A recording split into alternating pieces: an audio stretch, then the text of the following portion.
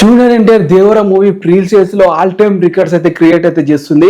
Even అంత ముందు release అయిన పాన్ ఇండియా మూవీస్ కూడా బీట్ చేసి మరి అయితే ఆల్ టైమ్ రికార్డ్స్ అయితే క్రియేట్ అయితే చేస్తుంది. ఈ మాటలు నేను ఉత్తిగా చెప్పట్లేదు, ప్రూఫ్స్ తో సహా అయితే వీడియోలో అయితే మీకు అయితే చూపిస్తాను. అండ్ మ్యాటర్ లోకి వెళ్తే దేవర మూవీ వచ్చేసి అయితే యూఎస్ఏ బుకింగ్స్ అయితే ఓపెన్ అయితే చేశారు.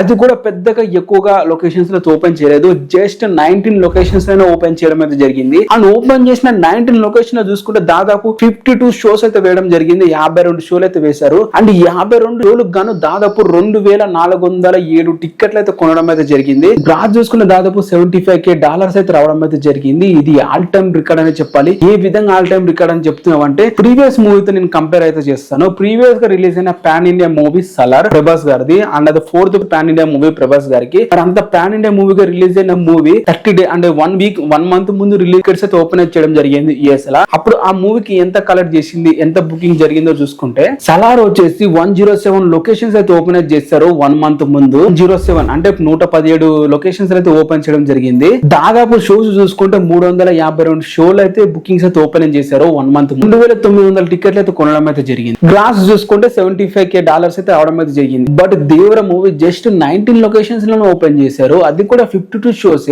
దాంతో కంపేర్ చేసుకుంటే మూవీకి ఇంకా షోస్ పెంచితే ఇంకా ఏ రేంజ్ లో ఉంటుందో అర్థం చేసుకోండి. 52 షోస్ కి $75,000 ఇప్పుడు చూసుకుంటే అండ్ 80K అని చెప్పి 80K వచ్చేసింది.